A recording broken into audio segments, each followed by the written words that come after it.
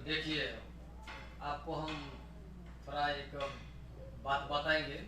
वर्तमान में जो भारत का शिक्षा व्यवस्था है और बिहार का जो शिक्षा व्यवस्था है, इस बात से आप अनुमान लगा सकते हैं कि देश में शिक्षा का क्या पोजीशन है और हालात क्या है, चल क्या रहा है समाज में और देश में। क्या आप इस पर विचार करिए और विचार करने के बाद आप कमेंट में बताइएगा।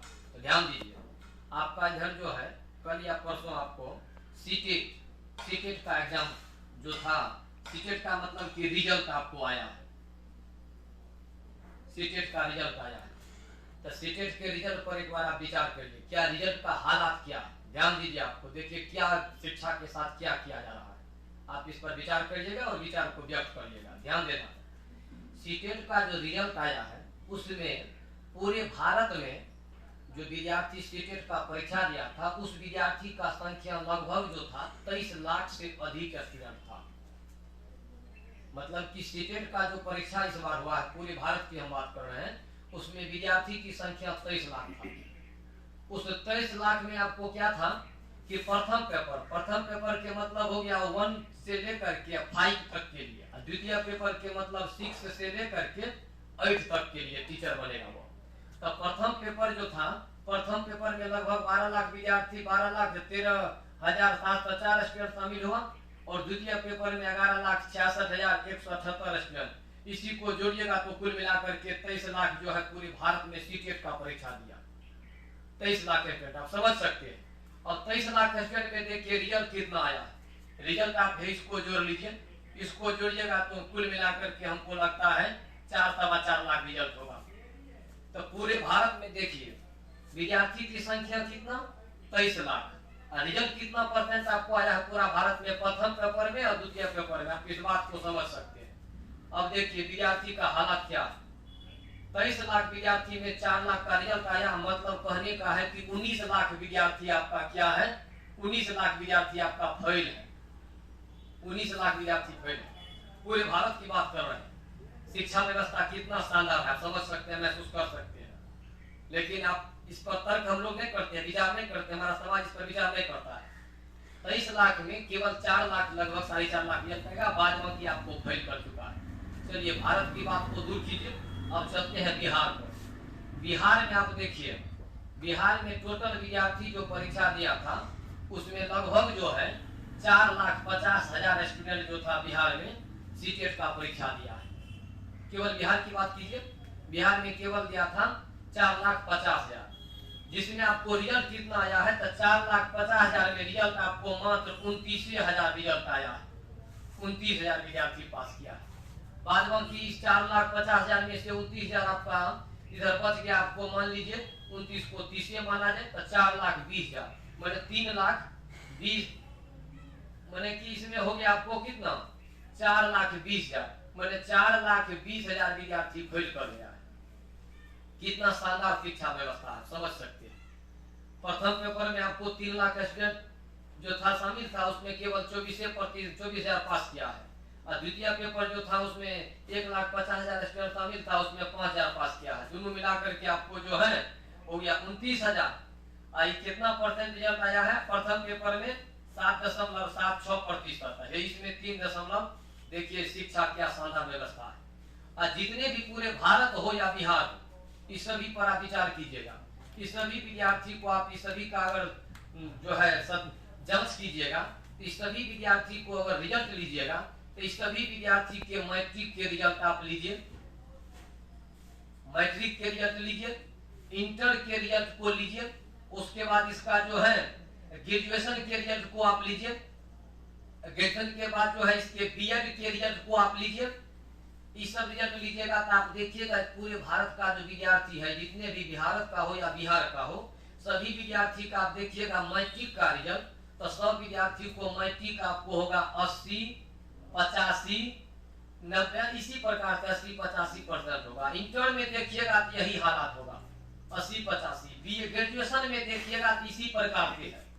बीएड में देखिएगा तो इसी 80-85, 87%, 89%, 90% मार्क होगा।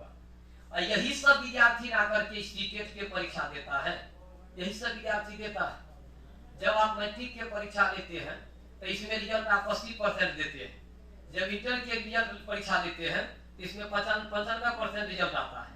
ग्रेजुएशन के रिजल्ट देखिए कितना शानदार आता है, बीएड के रिजल्ट देखिए कितना शानदार आता है, और आप यहाँ सीटेट में देखिए कितना घटिया रिजल्ट है। इधर कहने का मतलब है कि मैट्रिक में अगर 100 विद्यार्थी परीक्षा दिया है तो उस 100 में 80 को पास कर जाता है। इसका मतलब विद्यार्थी काफी ब्रिलियंट है, काफी इंटेलिजेंट है, विद्यार्थी पूरा पढ़ने में एक्सपर्ट है। यही एक्सपर्ट के कारण आपका शिक्षा व्यवस्था बहुत शानदार है, जिस कारण आपका 100 विद्यार्थी 80 को पास कर जाता है, मैट्रिक में अच्छा पास कर जाता है।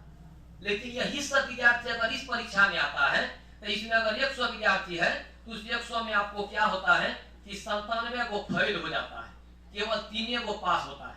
आपके रिजल्ट के हिसाब से हम यहाँ बात कर रहे हैं, केवल 3 को पास कर जाता है। अब बताइए इसमें किसका दोष है? पढ़ने वाला का दोष है कि पढ़ाने वाला का दोष है कि सरकार का दोष है? आप इस बात पर विचार करिए, विचार करके बताइएगा कि इसमें पढ़ने वाला स्टूडेंट का दिक्कत है कि टीचर का दिक्कत है कि सरकार का दोष है कि सिस्टम का दोष है? किसका दोष है इसमें? ये बात आप विचार करके बताइएगा। तो मेरे हिसाब से ये सारा दोष जो है सिस्टम को जाता है। सिस्टम के मतलब सरकार होता है, ये सरकार के हाथ में ये सारा चीज है। सरकार इधर क्या करता है, इधर शानदार रिजल्ट देता है जिस रिजल्ट का कोई मतलब नहीं, इधर पढ़ाई का कोई व्यवस्था दुरुस्त नहीं, इधर विद्यार्थी को पढ़ाई लिखाई से कोई मतलब नहीं।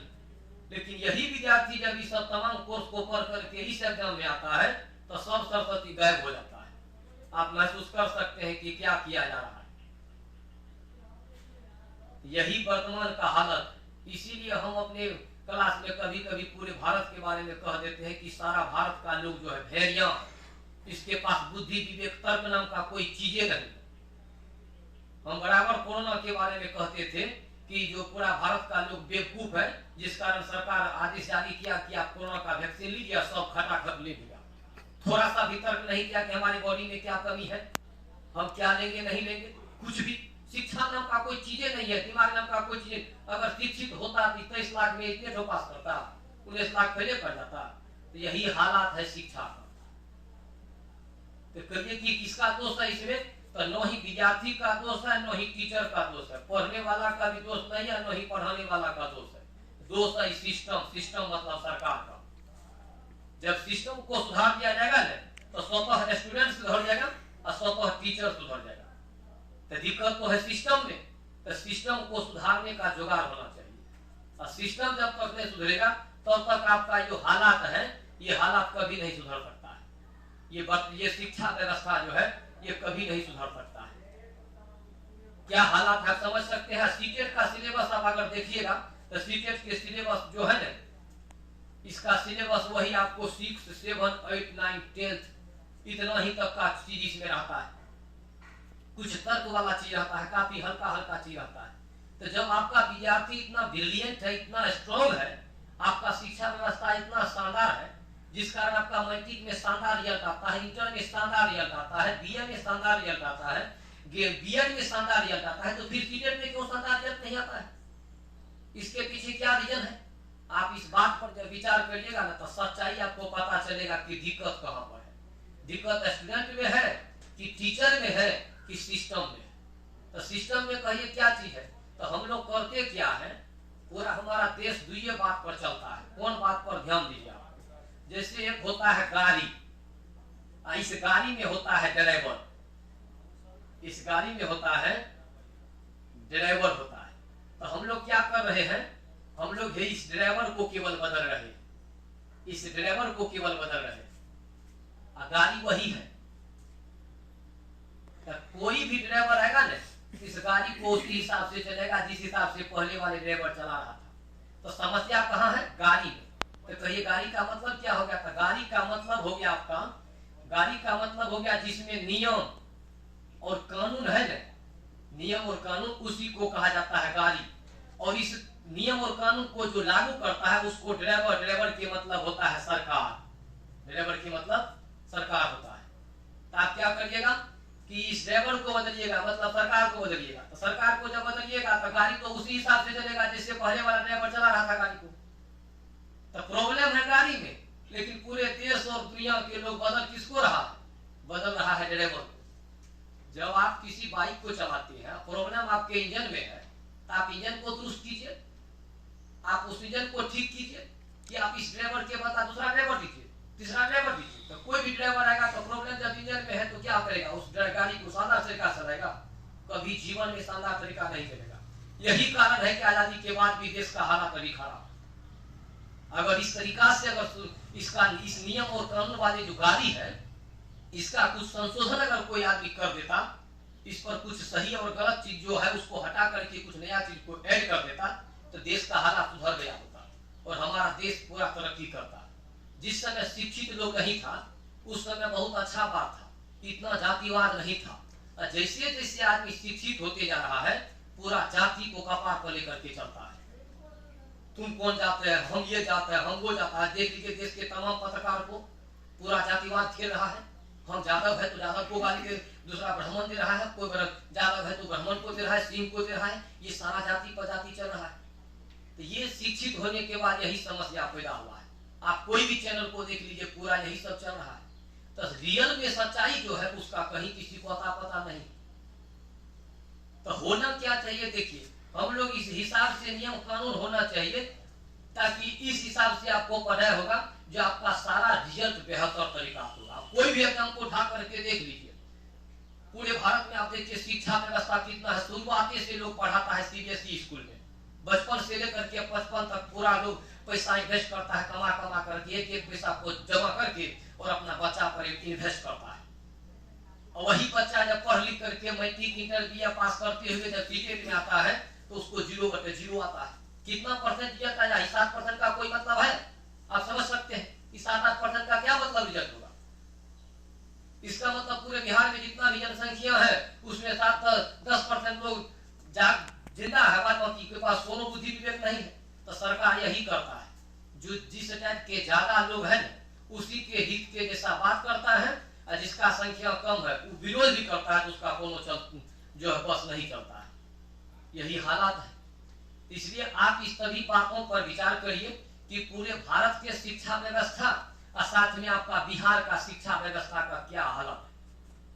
अभी आप वर्तमान में देख रहे होंगे सरकार लागू कर दिया है 9 से लेकर के 12 तक का जो स्टूडेंट है उसका मंथली टेस्ट लेंगे। ये क्या साबित करते हैं कि विद्यार्थी प्लस विद्यार्थी के गार्जियन को आप चुतिया बना रहे हैं, आप बेवकूफ बना रहे हैं। विद्यार्थी का गार्जियन भी खुश क्या होगा कि हमारे बच्चा का प्रत्येक स्कूल में मंथली टेस्ट होगा। गार्जियन भी खुश और बच्चा भी खुश, समाज भी खुश। आप उधर अपना मालामाल हो रहे हैं, माल काट रहे हैं। विद्यार्थी के गार्जियन खुश है, विद्यार्थी भी खुश है। अब मंथली टेस्ट होगा, अब मेरा विद्यार्थी बड़ा जबरदस्त बन जाएगा और देखिए बार में डीएमए बन जाएगा। आप जाकर के देखिए स्कूल में कैसे परीक्षा होता है। इतना चोरी होता है जिसका कोई जवाब ही नहीं। तो जब आप चोरी करवा करके परीक्षा ले रहे हैं तो लेने का कोई मतलब है? आप परीक्षा लीजिए, ढंग से लीजिए। आप जितना पढ़ाते हैं उतना परीक्षा लीजिए और परीक्षा को तय तरीका से लीजिए। विद्यार्थी शुरुआत से ही पढ़ेगा और शुरुआत से पढ़ेगा तो शुरुआत से उसका रिजल्ट अच्छा आएगा। शुरुआत में आप चोरी करने दे देते हैं जिस कारण काफी रिजल्ट आ जाता है। अब बाद में आप यहाँ पर जब आता है, जब आप एक अपना पैर पर खड़ा होने के लिए जब वो उसके सर पर जिम्मेदारी आ जाता है तब वहां पर उसको छांट देते हैं। अब उसके पास कोई स्किल भी नहीं है कि वो क्या करेगा जीवन में, कोई काम करने का उसके पास अकल नहीं है। बचपन से लेकर के 55 तक पढ़ता है, यहाँ आते आते आप एक फील्ड टेस्ट लीजिएगा, सुपर टेस्ट विद्यार्थी वहां से निकल जाता है, फेल कर जाता है। तो ऐसा काम करिए जिससे कि समाज में कुछ लाभ हो। बाद में कि आप लोग जो सोचते होंगे उस बात को कमेंट में बताइएगा। बस।